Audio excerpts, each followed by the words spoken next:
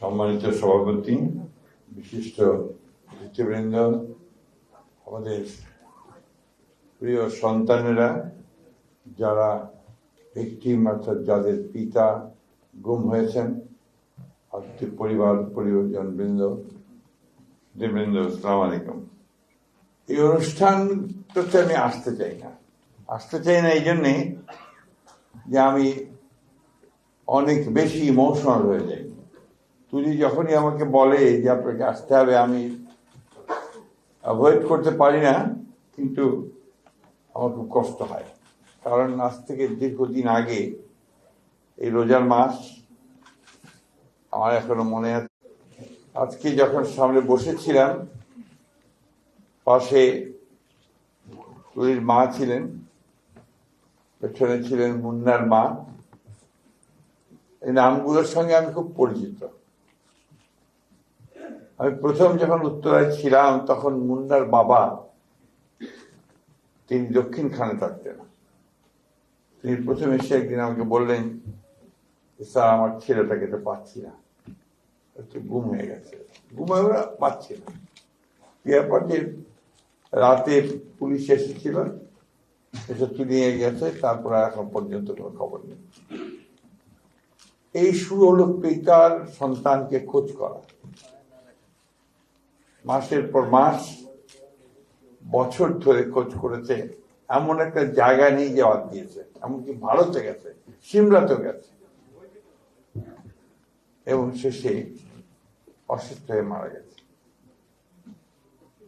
মুন্নার মা খুব কষ্ট করে এখন ছেলেদের সঙ্গে থাকে, এত অপর মেয়ে সঙ্গে থাকে। প্রত্যেকটি পরিবার অনেক কষ্ট করছে এখনো। তাদের ছেলে মেয়েদের ভবিষ্যৎ অনিশ্চিত। আমরা বিভিন্ন জায়গায় বিভিন্ন ভাতা দিচ্ছি, অথচ এই পরিবারগুলোকে, তাদের সন্তানগুলোকে মানুষ করবার জন্য, বেঁচে থাকবার জন্য, ভালোভাবে একটু জীবন যাপন করবার জন্য আমরা এখন পর্যন্ত কিন্তু কোনো উদ্যোগ গ্রহণ করিনি। আমি আজকে আপনাদের সামনে বলছি যে আমি ফিরে গিয়েই আমি মাননীয় প্রধানমন্ত্রীর কাছে একটা চিঠি লিখবো যে আমাদের এই পরিবারগুলোকে সরকারের তরফ থেকে ভাতা দেওয়াটা অত্যন্ত জরুরি। তাদের ভবিষ্যৎ, এটা তাদের প্রাপ্য। আজকে আমরা নির্বাচন করেছি, কেউ মন্ত্রী হয়েছি, কেউ এমপি হয়েছি, কেউ বড় বড় চাকরি করছি, আমাদের সচিব মহোদয় এখানে আছেন, সবাই আমরা ছবি তৈরি করছি, কিন্তু যারা এর জন্য চলে গেছে, তারা কিন্তু সন্তানরা একটা অনিশ্চিত ভবিষ্যতের মধ্যে পড়ে আছে। অন্তত এইটুকু বোধহয় আমরা করতে পারি, তাদের ভবিষ্যৎটাকে একটু সুন্দর করার চেষ্টা করতে পারি, তাহলেই আমাদের সরকারে আসাটা সার্থক হবে। তা না হলে হবে না বলে আমি মনে করি। আমি বক্তব্য দীর্ঘ করবো না। আমি এই সারাটা সংগ্রামে যে হিরো সঞ্জিদা তুলি, যে আমাকে অনুপ্রেরণা জুগিয়েছে, তাকে আমি সবসময় স্মরণ করি, মনে করি, এবং তাকে সত্যিকার অর্থে আমি তাকে হিরো মনে করি। ওই সময়টা আমি জানি এককভাবে কিভাবে লড়াই লড়েছে, কিভাবে এককভাবে জেনেভা চলে গেছে, হিউম্যান রাইটস কমিশনে কথা বলেছে, তখন কেউ কথাও শুনতে চাইত না, ভয় পেত। যাই হোক, আমি ভারাক্রান্ত করতে চাই না। একটা ছবি নির্মাণ করার উদ্যোগ নেওয়া হয়েছে, অত্যন্ত আনন্দের কথা, ভালো কথা।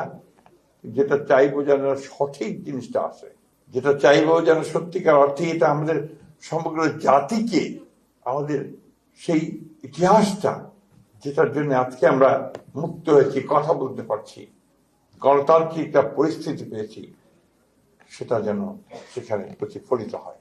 আমাদের দুর্ভাগ্য যে আমাদের অনেকগুলো জাতীয় সংগ্রাম হয়েছে, লড়াই হয়েছে, যুদ্ধ হয়েছে। তা আমার কাছে মনে হয়েছে যে 52 ভাষা আন্দোলন ছাড়া আর কখনো খুব বেশি উচ্চমানের সাহিত্য বা কবিতা খুব একটা আসেনি আমার কাছে মনে হয়েছে। আমি জানি না শহীদ ভাই কি মনে করবেন, আমি সেভাবে আসেনি। আমি আশা করব যে এবারকার যে লড়াইটা, যে সংগ্রামটা, যে আত্মত্যাগ, এই ব্যাপারে আমরা যে উদ্যোগগুলো নিচ্ছি, সেই উদ্যোগ সেই মানের যায়, সেই মানের হয়, যাতে করে আমরা গোটা পৃথিবীতে রিপ্রেজেন্টেড হতে পারি। আমাদের মায়ের ডাকের যারা বাচ্চারা আছে, অনেক বড় হয়ে গেছে, আমি ছোট্ট ছোট্ট দেখেছি। ছোটটা যখন আপনার এখানে দাঁড়িয়ে থাকতো, বিশ্রাম পেত না, চেয়ারের উপর দাঁড় করিয়ে দিতাম আমরা, ওখান থেকে সে বলতো আমি আমার বাবার হাত ধরেই স্কুলে যেতে চাই। আমি খুব দুঃখিত, আমি এমনিতেই একটু আমার একটু ইমোশনাল, কিন্তু এই বিষয়ে আমি বলতে পারি না। আমাদেরকে যেন কখনো এই ধরনের বাচ্চাদের কথা শুনতে না হয়, ভবিষ্যতে আমরা যেন কখনো এই ধরনের কোনো পরিস্থিতি না পড়ি যেখানে আমার এই শিশুরা বলবে যে আমার বাবাকে হাত ধরে আমি স্কুলে যেতে চাই। কি ভয়াবহ! সবচেয়ে খারাপ লাগে কোথায় জানেন? যে আজকে সেই ফ্যাসিস্ট মহিলা বিদেশে বসে এতটুকু অনুশোচনা নেই, সমানে বাংলাদেশকে আরো অস্থিতিশীল করার চেষ্টা করছে, যেটাকে আমি মনে করি যে একটা ক্রিমিনাল অফেন্স, যেটা মানবতার বিরুদ্ধে একটা অফেন্স। এই জিনিসগুলো থেকে যেন আমরা বেরিয়ে আসতে পারি। আমরা যেন বারবার মনে করি যে আমরা আমাদের পেছনে এই ঘটনাগুলো ছিল। যখন বসে আছেন আমার বোন, আমার তুলির মা, ইমনের মা, সুমনের মা, অসংখ্য যেসব বসে আছে এখানে। বংশালের একটা ফ্যামিলি ছিল, আমার নামটা ভুলে গেছে, বংশালে আমি গিয়েছিলাম, বাবা মারা গেছে তখন, ছোট্ট বাচ্চা। এই পরিবারগুলো কিন্তু অত্যন্ত কষ্ট করেছে, কষ্ট করছে এখন। তাই আমার মনে হয় যে আমাদের ফোকাসটা এখন হওয়া উচিত, আগে পরিবারগুলোকে বাঁচাতে হবে, তাদের সন্তানদেরকে শিক্ষিত করতে হবে, তাদেরকে উপযোগী করে তুলতে হবে। এই বিষয়টা যেন আমরা সবাই খেয়াল রাখি।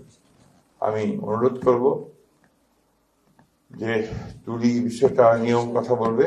আমরা বলছি, আমি বললাম যে আমি আজকে গিয়ে চিঠি লিখব, এবং আশা করি আমাদের মাননীয় প্রধানমন্ত্রী, যিনি আমাদের এই আন্দোলন সংগ্রামের আরেকজন প্রতীক, তিনি এই বিষয়টাকে গুরুত্ব সহকারে দেখবেন।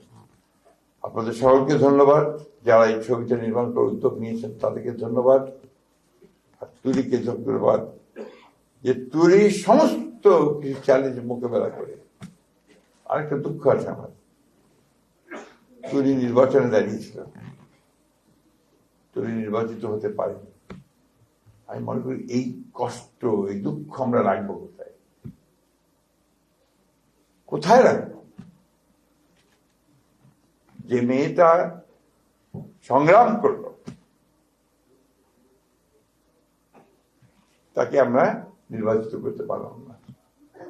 আমাদের ফেইলিয়ার, আমাদের ব্যর্থতা জাতি হিসেবে লজ্জা। অনেক ধন্যবাদ। আসসালামু আলাইকুম।